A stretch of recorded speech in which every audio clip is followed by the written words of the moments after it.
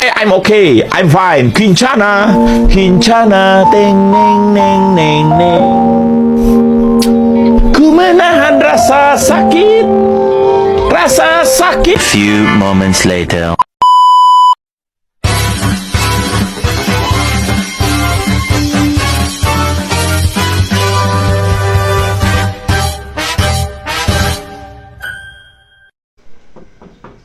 Assalamualaikum.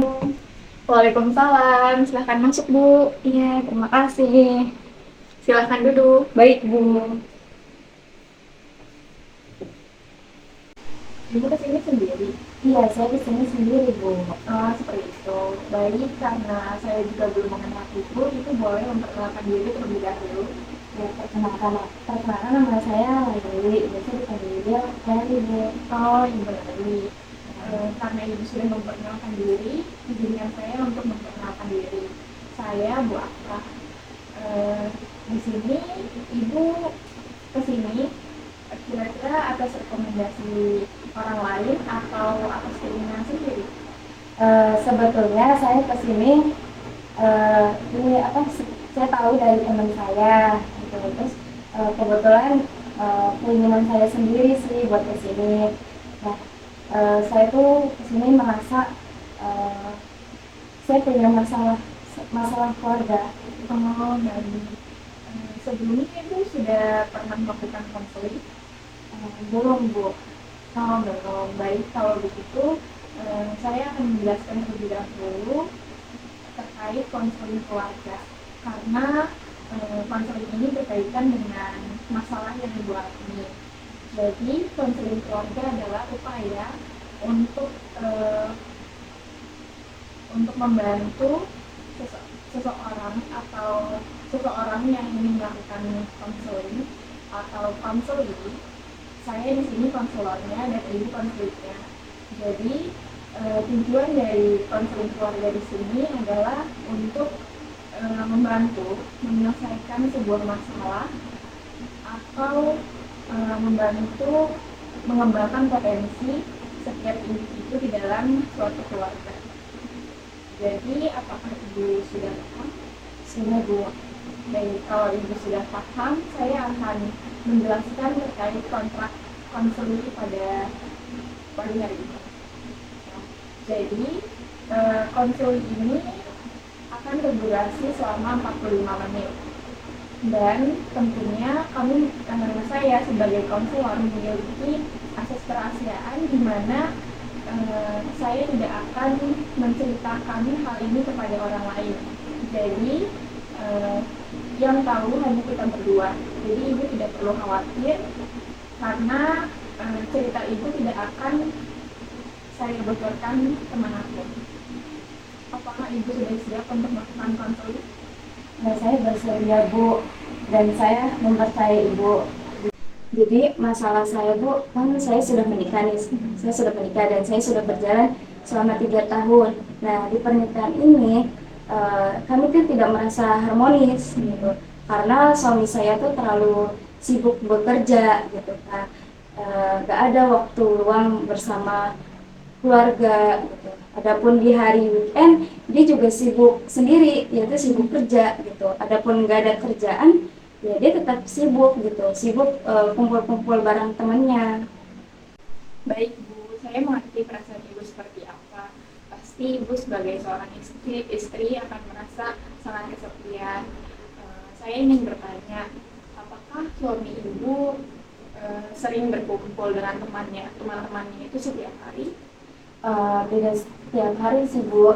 Cuman kalau dia di rumah, dia ada waktu libur tuh dia seringnya tuh bekerja gitu. Dan gak ada kerjaan di rumah, ya itu dia berkumpul dengan teman-temannya. Oh, seperti itu ya, Bu. Boleh, Bu. Sekarang saya mau tanya, sebagai istri, apa yang ingin Ibu lakukan atau apa yang ingin Ibu inginkan dari suami Ibu? Jadi saya tuh pengen ada sosok suami di rumah saya untuk menemani saya berbagi cerita atau dia kasih perhatian dan sama-sama membantu di rumah gitu. Dan saya juga ya Bu, saya juga nggak menuntut hal-hal yang lebih gitu sama dia, dan masalah keuangan pun saya juga nggak menuntut. Baik. Sebagai seorang istri memang pasti ia akan butuh sosok perhatian dari suaminya. Dia juga pasti akan butuh eh, berbagi cerita dengan suaminya. Jadi saya ingin bertanya lagi kepada Ibu, apakah Ibu sudah melakukan upaya untuk mengkomunikasikan ini kepada suami Ibu tentang keinginan Ibu dan kebutuhan Ibu sebagai seorang istri?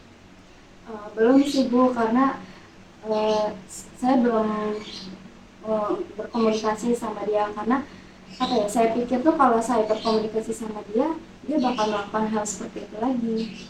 Eh, Kalau Ibu tidak mengkomunikasikannya, bagaimana suami Ibu akan tahu keinginan Ibu, kebutuhan Ibu sebagai seorang istri?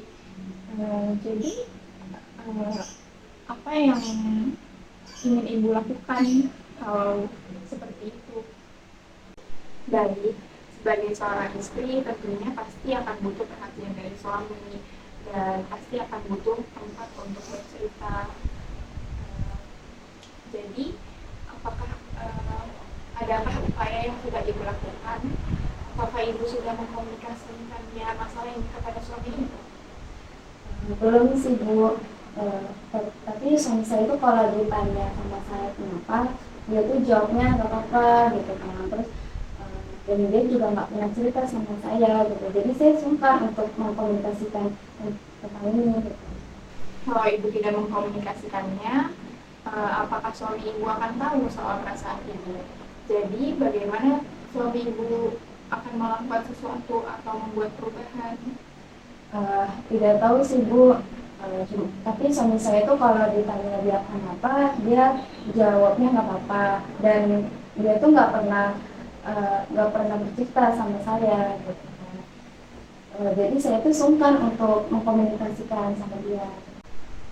Jadi gini Bu, masalah kan kalau tidak diselesaikan akan berlarut-larut, dan kalau tidak dikomunikasikan, bagaimana suami Ibu akan tahu perasaan Ibu? Jadi sekarang apa yang ingin Ibu lakukan agar suami Ibu ini tahu bagaimana perasaan Ibu saat ini? Mungkin saya akan mengkomunikasikan pada suami saya agar dia tuh bisa meluangkan waktu untuk keluarganya dan memberikan perhatian kepada saya, menemani saya, mendengarkan cerita saya dan berbagi cerita. Baik, jadi Ibu sekarang sudah tahu apa yang harus dilakukan ya. Jadi antara Ibu dan suami ini masalahnya adalah kurangnya komunikasi antara satu sama lain. Kalian berdua kurang saling terbuka untuk bercerita tentang apa yang dirasakan satu sama lain. Jadi sekarang di sini Ibu sudah tahu apa yang harus Ibu lakukan. Semoga nanti ketika Ibu menyampaikan apa yang Ibu rasakan kepada suami, nantinya keluarga Ibu akan menjadi lebih baik lagi. Baik. Terima kasih banyak Bu, saya merasa terbantu. Baik, sama-sama. Bagaimana perasaan Ibu setelah konseling pada hari ini? Alhamdulillah saya merasa lega Bu, karena saya sudah menceritakan keresahan dan masalah saya. Alhamdulillah. Kalau gitu nanti kalau ada yang ingin Ibu sampaikan lagi, Ibu boleh konseling ke saya lagi. Baik Bu, terima kasih ya Bu, saya pamit pulang. Iya, sama-sama. Terima kasih banyak ya Bu, saya pamit pulang Oh ya. iya, sama-sama. Assalamualaikum. Waalaikumsalam.